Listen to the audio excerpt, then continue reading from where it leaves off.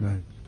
Can I ask the question about his question? Please do. If that person wants to break his oath, can he break it? According to this, yes. Yes. And is there any penalty for that?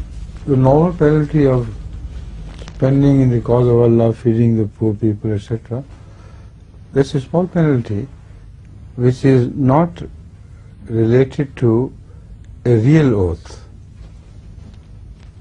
A real oath should not be broken. And the oath which is genuine in the sight of Allah and which relates to a teaching which is good, how can it be broken?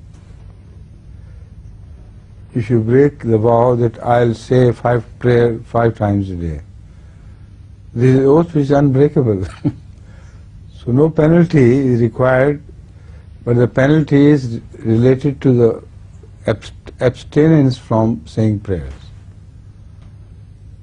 So this is a different situation. There are such penalties as are normally related to irrelevant and stupid oaths. They should be paid.